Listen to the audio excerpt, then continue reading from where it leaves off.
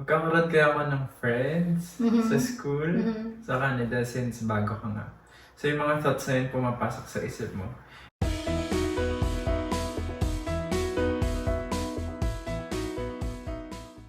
Okay, so ate, how did you find your support system here? Well, sa mga international student, we all know that finding a new friends, a new family, and a new parang community is very hard. Kasi nga, bago ka sa country, especially for those person na never nag-abroad, never nakapag-try na umalis sa comfort zone nila, which is the family, friends, mga pinsan. So for me, medyo mahirap siya. Kasi nga, especially sa akin, nung dumating ako dito, medyo ilang ako sa mga classmate ko, which is nung tinanong ko kasi sa mga edad nila, they are like younger than me. So, inisip ko agad, hala, paano ako makikipagsabayan sa mga, younger than me? Kasi nga, yung utak ko na kasi is a little bit mature. Yung parang gusto ko na lang matapos agad yung pag-aaral or makamit ko yung goal ko, which is to become a permanent resident dito sa Canada. Yeah, it's very hard for me, but then it will take time. So, yung ginagawa ko lang talaga is, before, namimili ako ng friends. Ngayon, namimili pa din. But then, ano siya, yung mga genuine people na kaya kang through high and low. Mahirap pero kakayanin in time. So, happy ako sa circle and community ko ngayon kasi nga, we're all intact. Parang from the very beginning since January 2023, friends ko sila up until now. They are my friends and at the same time, family. So, paano ko siya nahanap is through school. Sa school talaga siya. Kasi, kung sasabihin kong sa trabaho ko, wala kasing Filipino doon. So, merely professional communication lang talaga. Hindi siya yung parang mapagsasabihan mo siya ng anong pinagdadaanan. Sentiments, Yes, ganun. correct.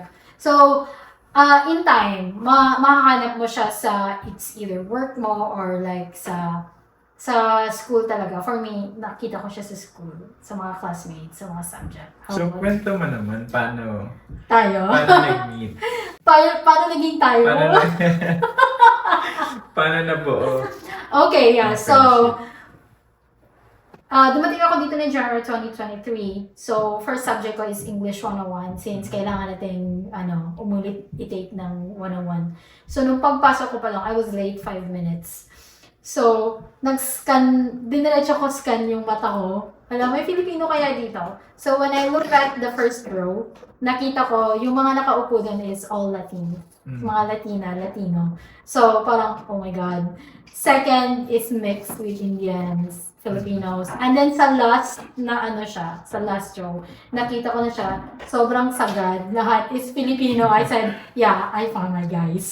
So, umupo ako sa second row. And then, after ng break, nag-approach na agad ako, hi, Filipino ba kayo? And Filipino would always be like, hi, oo, Filipino ako. Parang ganun talaga. So then, I started to meet, siguro out of 10 na classmate ko at that subject, dalawa yung naging close friend ko at that time, which is Andrea and Hannah. So, hi, Andrea and Hannah. And then, after noon, parang, we have the same subject, kami ni Andrea dalawa.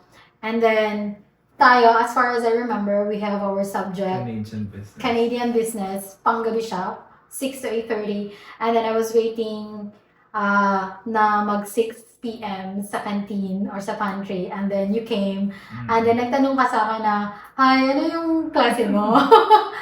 For the shy. The shy person. Yeah, sabi niya, hi.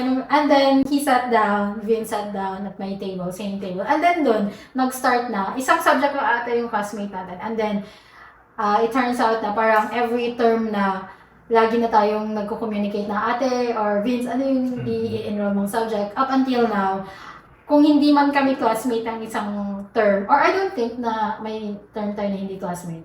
Di ba wala? Yeah. So, ayun lang. Then, siguro mga nasa 8 na yung community ko ngayon na sa school ko lahat sila na-meet. Yeah, how about you? Anong ginawa mo? Or ano yung ways para makita mo yung support system mo dito or yung community mo? So, in my point of view naman, parang prior coming here, inisip ko na siya. So, magkakaroon kaya ako ng friends sa school, sa Canada, since bago ka nga. So, yung mga thoughts na yun pumapasok sa isip mo. And when I arrived here, so luckily naman, may mga nahanap naman akong genuine friends. So, as a person na introvert, Yeah. it's really hard to approach people. But since you're in another country, you don't have someone except from your relatives here. You really need to have the courage to approach people, or else you don't have someone. Correct. So, look at that. So, parang anong result nung pag-approach ko sa kanila? So, yan. So, Yeah. I have my genuine friends. So, it's really hard to find your support system here, except from your relatives. Of course, you Yes. cannot tell everything Yes, to correct. them, right? Mhm. So, of course, may mga secrets, may mga problems ka na you feel na mas confident mong i-share Share sa with your iba. friends, right? Yes. Because sometimes you don't want them na to be a ma-burden burden. din, Yeah, to be a ganon. burden. And I don't wanna stress them as well. Tama. So, yun. So, when you come here or kahit saan ka man pumunta, for me, it's really important yung support system. Because Yeah. ako din kasi personally, I value friendship. So, way back in the Philippines, I have a lot of friends. I have a lot of circle of friends. So, I'm just thankful na andito sila ate, sila Aisa, yung mga other friends ko. Shout out to you guys. Kilala niyo na kung sino kayo. Tama. So, ang saya lang din sa feeling na parang happy.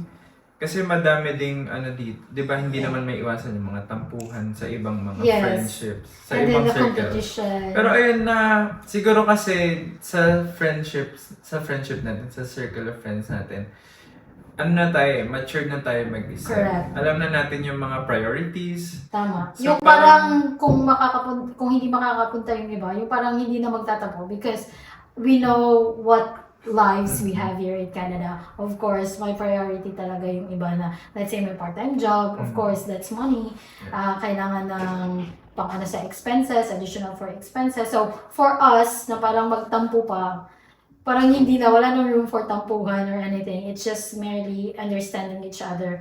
Kung ano man yung mas priority ng iba, for sure, hindi din priority sa amin. Yung ganun. So, hindi na yung, ano ba yan? Bakit hindi nakapunta? Yung mga ganun-ganun. So, yung mga chismis or backstabbing, I don't think it still exists in our community. Kasi nga, it's just like happiness lang. Parang childish act na siya. Parang hindi siya nakaka-professional. Yeah. And we really value yung parang nag-get together tayo, di ba? Kasi nga, working, and then yung ibang kasama namin sa circle is they have families and kids na mahirap ding iwanan. So, like, siguro nakakapag-gather kami like every 3 months or during break sa school namin. And when parang nag-gather talaga kami, we really forget about studying and anything. So, it's really, really important to have your community here. So, let's say kung introvert ka man, you have to practice approaching someone. Huwag ka nang mag-isip na sila yung mga approach sa'yo because you don't know. Yes, you don't know. Like si Vince, nakita ko talaga very introvert person. Pero siguro wala siyang friends that time. Magyabang. I still remember what you wore that time. It's sweater na white. I can't remember. Yeah. So, ayun lang. Choose your circle of friends. Make sure na genuine friendship. Yung hindi na magdadagdag ng walang sakit ng ulo. Oo. Hindi gagamitan. Paano ka gagawin? I mean, yung iba kasi nakiki-benefit. Yes, correct. Yes. At saka, you know what? It's an issue for us na parang manghingi ng sagot sa exams, yung assignment sa exams. We are really like helping each other na makapasa because we have the same goal, we have the same dream nung pumunta kami dito. So, it doesn't matter kung nag-aral man yung isa or hindi. As long as we're going. Alam niyo ba na may community or friendship goals na graduate at sabay-sabay kaming magmarcha the next year. So, kung may naisip pa kayo na idadagdag, we'll get it to our next video. Thank you! Okay, bye-bye!